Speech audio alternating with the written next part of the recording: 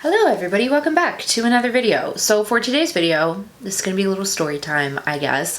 I'm going to be sharing my labor and delivery with you guys.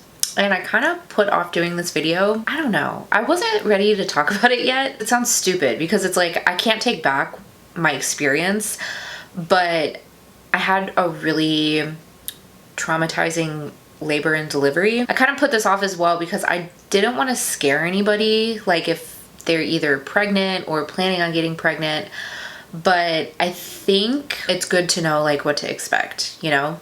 I was like very naive in the sense thinking that I was going to go in and have like my dream labor and delivery, and that wasn't what happened. I was thinking everything was just going to go so smoothly and it was going to go like perfectly according to my birth plan and everything was under control, and it like very quickly got out of control. I had a little bit of like a more rough pregnancy. Baby was awesome throughout the whole pregnancy. He was like amazing. I mean, he was just chilling in there having the time of his life.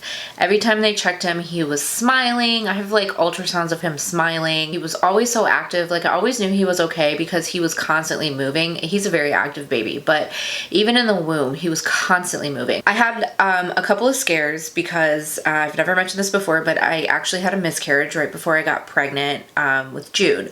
So I was already like really anxious to begin with. Like I never really felt peace my entire pregnancy. I was always scared something bad was going to happen because I had a previous loss, and I also got pregnant back to back.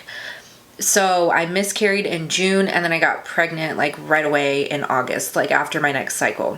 So I was always like really nervous. Like I was just, you know, when you experience a loss, it's just like really scary to begin with. I had found out that I had an abnormally shaped uterus. I have a heart-shaped uterus, and it's not like completely heart-shaped, but it is like somewhat, which it's still like they have to watch you a little extra during your pregnancy. I was sick the whole, like the first 3 months. I lost, I think 18 pounds. So just about 20. I didn't have a social life. I could barely get myself to work because I was so sick. I know that's common, but it's just like, you know, that was like the literal first like 2-3 months of my pregnancy. And then going into my second trimester, I started spotting. I had really bad cramps, and of course I assumed the worst. Everything was fine, but like I actually like bled throughout my entire pregnancy, and I didn't know that that was a thing. And then my third trimester, I started to get like really bad round ligament pain. That was another thing I learned about that I didn't know was a thing. I literally thought that like my pelvis was collapsing. Like that's what it felt like. I went to the emergency room. I went to the doctor so many times. I just like didn't really feel peace, I guess, because I was so scared. And there were so many things that were happening that I was just like, is this baby even gonna make it? Like that's honestly like how I was looking. It was really hard for me to just like feel completely at ease and feel like everything was okay throughout my entire pregnancy. I have a really amazing OB. She's like the best OB. I've had several in my life. She's the best one I've ever had. She's very comforting. She has a beautiful bedside manner. Anytime I was like, I'm nervous, I feel like this is, you know, something's not right, she was like, come into the office, we'll check you out right away, we'll make sure everything. So she made me feel like very much at peace, and I did feel a little bit more relaxed towards the end, but I was in so much pain that there were honestly days in my third trimester that I couldn't even walk. Like baby was always sitting really low in my pelvis, and even at my ultrasounds they would be like, his head is right there. Like when they were doing my cervical checks, they could feel his head at like 30, I want to say like 34 weeks. My office at my job was on the second floor. I had to move my desk. Like my boss moved my desk downstairs because I couldn't walk up the stairs anymore. So imagine that being like 3 months, you know? It's like you do it because you have to, but it doesn't make it any easier. Like it's still rough. So all in all, I'd say like I'm not really one that enjoyed pregnancy. I was excited to like meet my baby, but I was kind of like, okay, I want it to just end now. Like I want him to be born. Like I was ready for him to come out. My doctor was like really great throughout the whole process, and she kind of like walked me through everything, and she decided that they were going to induce me. And I got pregnant through IVF. That, along with having an abnormally shaped uterus, my pregnancy was considered high risk. My future pregnancies will be high-risk pregnancies. So they just monitor me a little bit more I like went into the office a couple of extra visits just to make sure everything was okay. With an abnormal shaped uterus, you have a higher chance of going on bed rest around 30 weeks. So like I was always worried, like that was kind of in the back of my mind. So when I started to get like the pelvic pain towards the end, I was like, fuck, I'm gonna have to go on bed rest. And you know, it was just always in the back of my mind. They induced me only a week early, and honestly, I was okay with it. Like I said, I was in so much pain towards the end of my pregnancy. I was ready. So I was like, okay, let's go ahead and induce. By the time I gave birth, I really only gave birth like, I think 4 days before my actual due date. I turned a new week every Sunday. So the Monday after my 39th week, I went in and they started the induction process at the office. And I did this procedure called, I think it's called Dilapan or Dialapan, I can't remember. And I was like really nervous about it because I hated doing the cervical checks. I mean, they were so painful. I actually started like passing on them towards the end because I couldn't handle the pain. And because he was so low, I could not walk after my cervical checks. Like I remember me and Matthew were walking out of the office and I had to like stop, and I literally thought I was gonna pee on myself. Like I couldn't move my lower regions. I went in on Monday, they did the, I think it's actually called Dilapan, and it's like a newish procedure where they insert these like, they're called rods, but they look like little mini Q-tips. So they're like little tiny, they're not little, but they're like long, skinny Q-tip looking things. They open you up like you're doing a pap smear and they stick them in there. Sounds like brutal, but it's actually not that bad. They stick them in there, and then the idea is that over the course of like, it's like 14 hours or so, they dilate your cervix. So they prep you to go into labor. So I went in Monday morning and had that procedure done. It was painful. I mean, the cramping, you get really, really bad cramping. Anytime you have to go to the gynecologist and they have to open you up and do something up there, it's not going to feel good. But the procedure was really quick, and it's like natural as opposed to like other methods. There's no medication in it. It's supposed to just like naturally open you up. It's the least invasive way of induction, and it's like newer, so I had a hard time finding information on it online. Like I'm like a chronic researcher. I couldn't find anything. I went in, everything was fine. I was still only a centimeter dilated the day before I actually checked into the hospital, and they did the procedure. It honestly took like a minute, and I went home. I wasn't on bed rest, but they told me to like have a couch potato day is what she called it. The morning of my induction, which was a Tuesday, we had to be at the hospital at I think 4 a.m. I was a little nervous, but I felt calm going into it. I was more excited than anything. Like I remember I didn't sleep the night before. I think I fell asleep like an hour before we had to wake up and leave, and I was just like so excited. Like I was ready. We get to the hospital, we check in at 4 o'clock in the morning, they do your blood work and all that, they hook you up to all the IVs, and everything was fine. Like I got into the bed and I was chilling, and I had already decided that I was gonna get an epidural. I went back and forth with it and I did a lot of research, and I had heard stories from different people, and I had heard, don't get one, no, get one, don't get one, get one. And I was like conflicted about it, but then the more I thought about it, I was like, I don't want to be in excruciating pain, and I don't know what kind of labor I'm gonna have. Like I knew this was my first baby. I knew I could be in labor for a really long time. I knew the epidural could fail, and I just remember thinking like, I don't want to be like screaming in agony by not having an epidural by choice. So I had already decided I was going to get the epidural. There's no right or wrong answer with or without getting one. I know it's very controversial, but for me personally, I was planning on having a vaginal birth. Baby was head down, and like I said, I thought he was just gonna honestly pop right out because he was sitting so low already.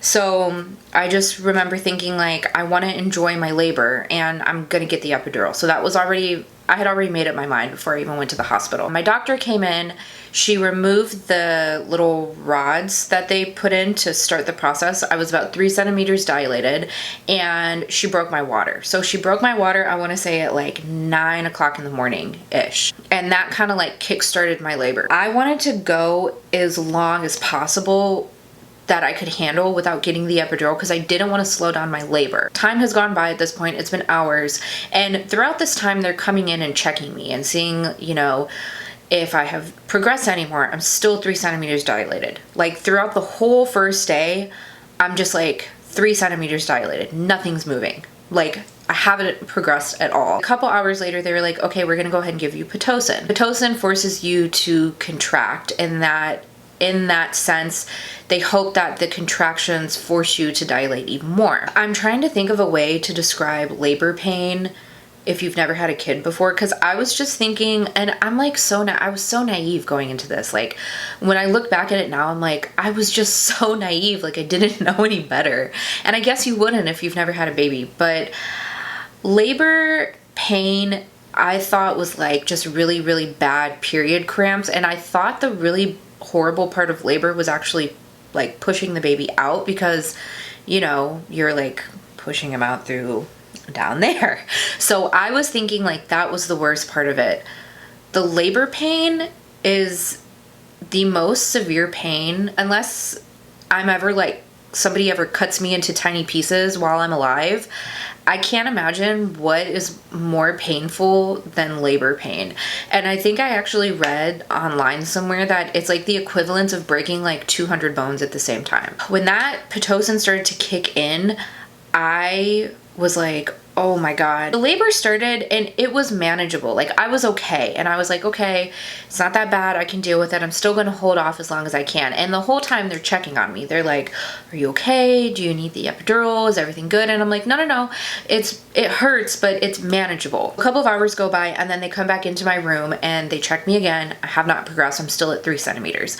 At this point, my water had been broken for, I want to say maybe like 8 hours or something. Like, it had been like a good while that it's been broken.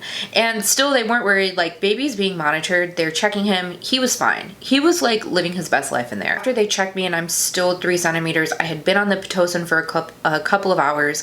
My water has been broken for a couple of hours. They were like, okay, we're going to bump up your Pitocin. We need to get things moving. After a couple of minutes, I'm like, oh my God, what the fuck? Like, it felt like somebody was like just continuously stabbing me over and over and over in my stomach.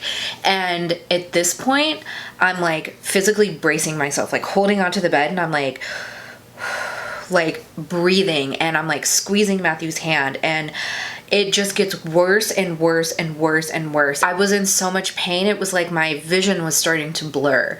So at this point, I'm like crying. And when I started crying, I was like, okay, I need the epidural. They give me the epidural. Everything's great. I mean, it worked for like a couple of hours. I think it worked for like maybe 2-3 hours, something like that. So in this time frame, they check me again and they find out that the baby has shifted. He is no longer head down. So I forgot the technical name for it, but he had just moved a little. So like, here's my pelvis. He had moved like diagonal a little bit. So he's not quite 100% head down. His head would get stuck on like my pelvic bone if I were to start pushing. The nurse that I had, and honestly, labor and delivery nurses are like truly, they are angels sent from heaven. God bless her. And her name was Sarah too. It was so crazy. But she was with me for like the majority of my labor. And if I could like find her to this day and thank her, I would give her the biggest hug, because she was just like, all of them were amazing, by the way, but this nurse in particular, she was just like so patient. And like when they did shift changes, I remember when she came in, she was like, she walked in and took charge, and she was like, what's going on?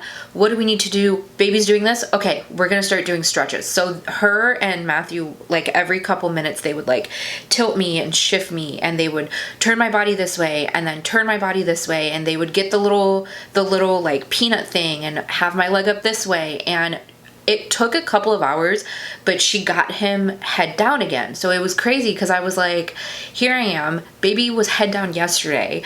I don't know what happened, but he decided to turn. And for hours, they're like, we got to get him back head down.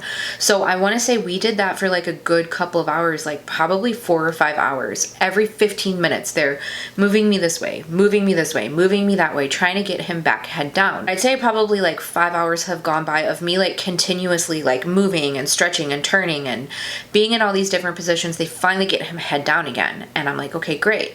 So they check me again. I'm at like maybe 5 centimeters. I'm like progressing, but very, very, very slowly. So they're like, okay, we're going to bump up the Pitocin. And I was like, okay, cool. Cause I'm like ready. At this point, it had been almost a full day. Like, we're in the middle of the next night already. So I had almost been there about 24 hours. You don't really get to sleep when you're in labor because number one, you're in pain, but number two, they're constantly checking on you. So I'm going on like, and keep in mind, I didn't sleep the night before because I was like so excited to give birth. So I'm going like 2 days now without sleep, and you can't eat. The only thing you can have is water. They give you jello, broth. It has to be like all liquids. You can't have any food. So no food, no sleep for almost 2 days. And all of a sudden I feel the contractions come back. I was like, what's happening? Like, I don't want to feel this. Can we make it stop? And they give me the little like button on the side. She's like, go ahead and push the button. It will administer more medication. And I believe it only administers every 20 minutes. So I think when it turns there's a light on it. And when it turns green again, you can push the button. So I'm like pushing the button.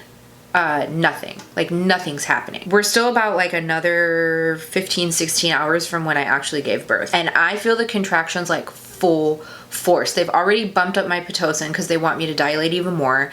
And it's just like pain, pain, pain, pain, pain. I thought I was going to die. That is not an exaggeration. Looking back at it now, like being in the pain that I was in, I feel kind of like silly because it's true what they say. You do forget about it. Like, it's been 3 months now and you do forget about the pain. You forget about like, you know, when you have that baby, you do forget. But I feel kind of silly now, but in the moment, you literally feel like you are just being ripped apart from the inside out. I mean, I can't explain it in any other way. Every 20 minutes, I'm like pushing. I'm like, why isn't it working? It's not working. It's not working. And it just kept wearing off. Like, it would work for like a couple of minutes and it would wear off. Well, throughout this whole time, anesthesiologist is coming in and they're giving me like dose every like, I can't remember if it's like every hour, every 2 hours, but they're like dosing me. They're like, okay, we're going to try something else. They had given me so much medication and every single time it kept wearing off, and it kept wearing off like faster and faster with each dose that they gave me. And I remember telling them, I was like, listen, I don't want to be without medication when it comes to actually pushing because I still wasn't fully dilated yet. I think at this point I was at maybe like a 7 or so. But I was like, I don't want to be without medication. So is it okay that you guys are giving me this? Because if not, I would rather have it when I'm pushing. I'll deal with the pain now, but I want to be medicated for the pushing part. And they were like, everything's fine. Like, we're monitoring you. You're fine. Like, you know, we're good with what we're doing. And I was like, I just want to make sure because, you know, I'm still not fully dilated. I don't know when I'm going to be dilated, but I would rather deal with the pain now and deal with the contractions and then have medicine, have the epidural work while I'm pushing because I knew it was going to wear off. Well, they said everything was fine and I was like, okay, cool. So they dosed me up again and same thing, like it would start to wear off. I would ask for more, they'd give me more. Finally, somebody comes in and she's like, look, we can't give you any more medication. And I literally like looked at her like, are you fucking kidding me? I specifically asked them, you know, is this okay because of X, Y, and Z? They tell me everything's fine. And then some random girl comes in and is like, no, it's not okay. I literally lost it. Like, I broke down in tears and I was like, this is not what we talked about. If that was the case, I would not have taken all that medication. I told you guys I wanted it when I was pushing.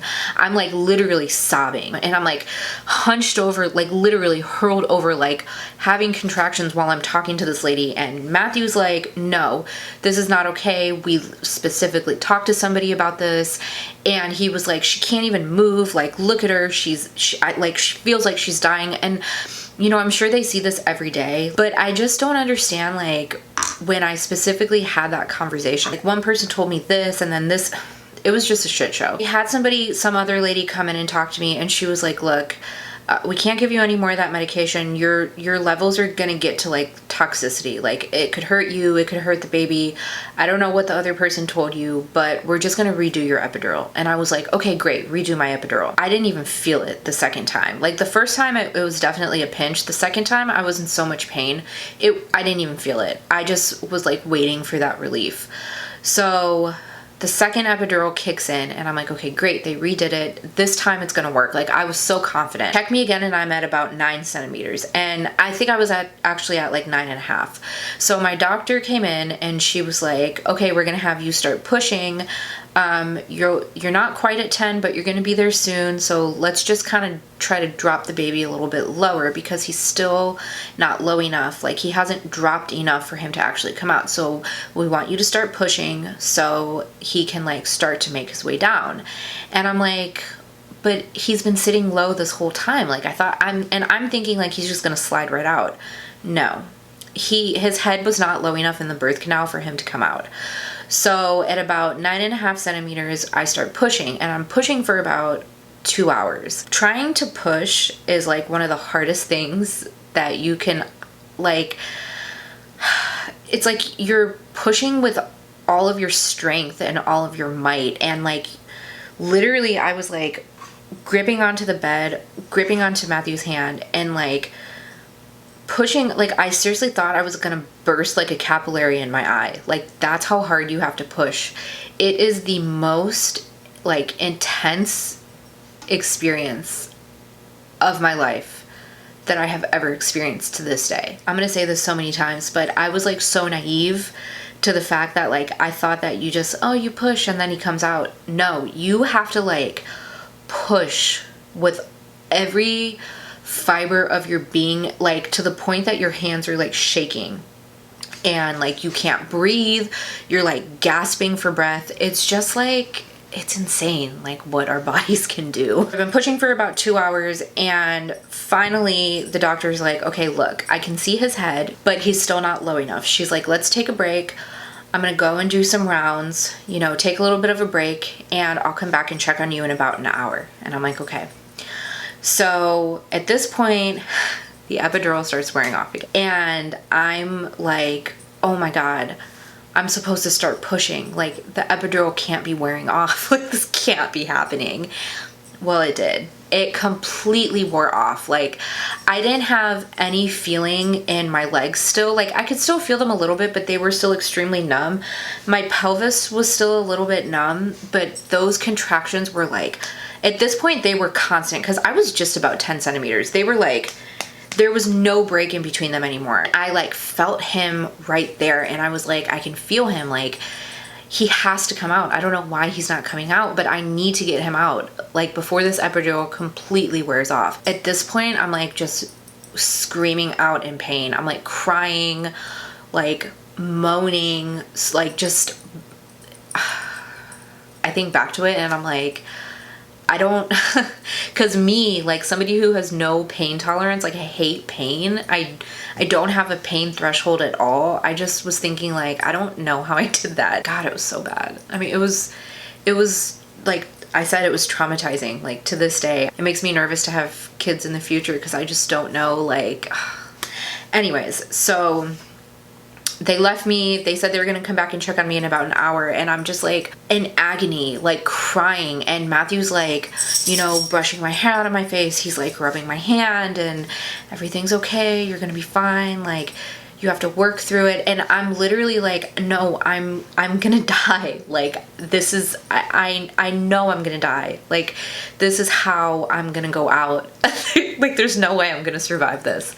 And the nurse is like honestly, bless her heart, because I had these little Harry Potter slippers on. She was like, just imagine holding your baby in your arms. You can do this. You're gonna teach him all about Harry Potter and you can read to him. And it was just like, I get emotional thinking about it. She just like really went above the extra mile to like make me try to feel better, even though it's like there's nothing you can do to take away the pain. She was just so wonderful. Like, I still think about her to this day. So at this point, the doctor was gone, but I felt like he was like making his way down. Like, I felt the urge to push. So she was like, okay, well, the doctor's not back yet. I'll go ahead and call her, but let's, you know, do a little pushing while she's not there. Finally, the doctor comes back in and she's like, okay, let's go ahead and push some more. And at this point, like, the epidural's gone. I feel everything. In that moment, I was like, it's gonna happen.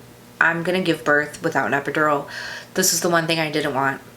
I didn't want to have an unmedicated birth, and it's gonna happen. At that point, I had just like accepted my defeat. After being in like agonizing like bone curdling pain for like an entire day, I was like, you know what? Let's just do it. Like, we're gonna have to do it. What am I gonna do? There's nothing you can do, right? You gotta just get the baby out at this point. So I start pushing again. And as I'm pushing this time, the doctor noticed that his head is like stuck behind a piece of my cervix. And she was like, I don't know what's going on. Like, she's like, you're fully dilated, but your cervix isn't moving. She actually like went in and tried to like move my cervix out of the way. She was like, you're just gonna have to keep pushing, see if it opens up more, but like his head is getting stuck. Like, she could see it. So I start pushing again, and I think I pushed for like another hour, maybe 2 hours. I honestly don't remember at this point, but it got to the point where she was like, his head is stuck. So his head actually ended up getting stuck in my pelvis, and he wasn't making it through the birth canal. And she was like, look, you can keep pushing if you really have your heart set on a vaginal birth, but you've been in labor for almost 2 full days. Your water has been broken for almost 2 full days, and I don't think he's coming out. She's like, I don't see his head coming through. She was like, look, I'll leave it up to you. You're okay right now. Baby's okay. Everything is fine, but I don't see you progressing. She's like, I think his head is stuck in the birth canal. And I was like, okay. I was like, let's just do the C-section. That was like the thing I didn't want. I didn't want to have a C-section. And not that there's anything wrong with it. It was just like, for me personally, I wanted to be able to experience like a vaginal birth. That's like, I had my heart set on having a vaginal birth. And even if it wasn't medicated, I was still okay with it. Like, you know, I know things aren't always foolproof and you can't plan everything 100% to the T, but I was like, even if the epidural doesn't work, I still want to have a vaginal birth. And I ended up having to get a C-section. At this point, like, the contractions still were like nonstop. Like, it was like no break in between. I was just like laying, writhing in pain, and like honestly wishing that I was dead. And it just so happened that they had just finished the C-section. They were cleaning up the OR. They took me back there. They cut me open and they pulled him out. And actually his head was stuck. Like, the doctor was like, he wasn't coming out. He had like the most like coniest cone head.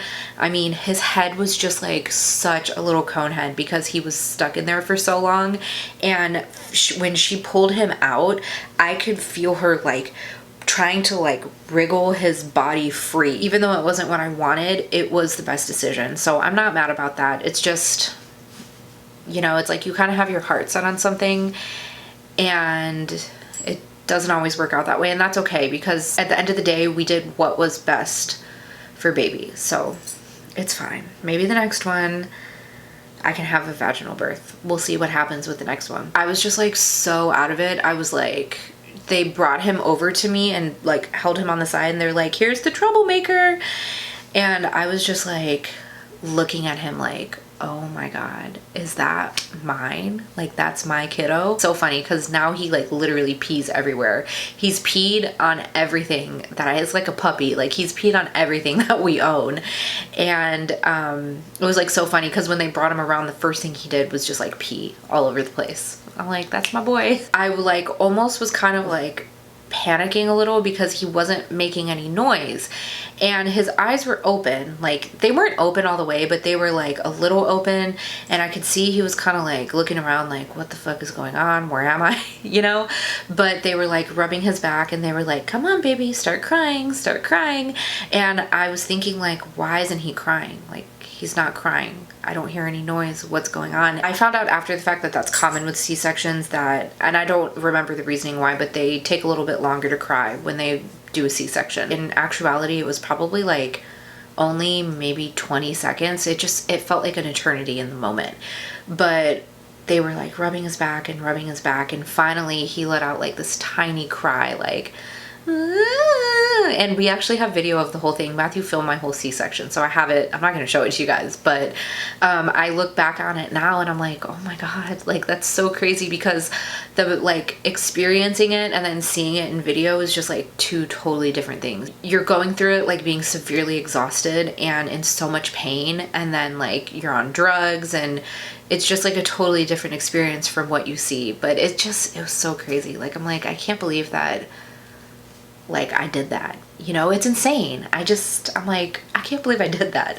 So he finally cried and everything was great. And then when he started, he didn't stop. He was crying the whole time they were checking him out. Matthew got to be with me the whole time, so he sat next to me, and they actually like let him film the C-section. It was crazy. And I watched it, and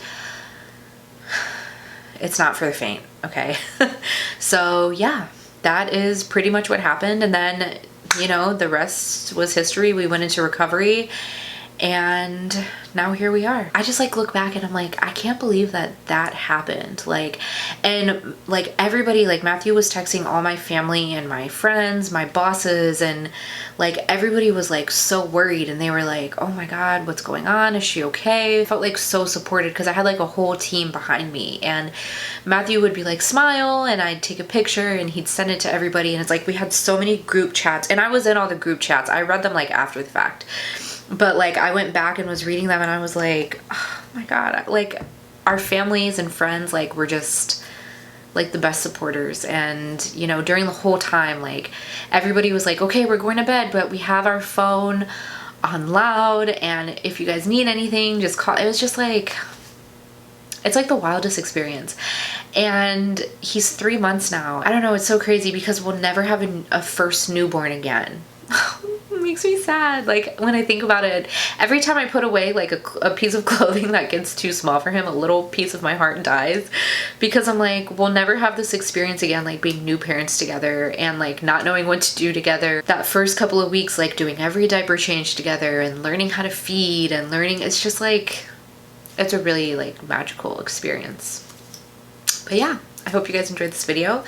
Thank you so much for watching. Make sure you subscribe before you go and hit the notification bell so you don't miss any of my videos. I don't know why I'm laughing. I just started laughing for some reason. But yeah, I will see you guys in my next one. Bye!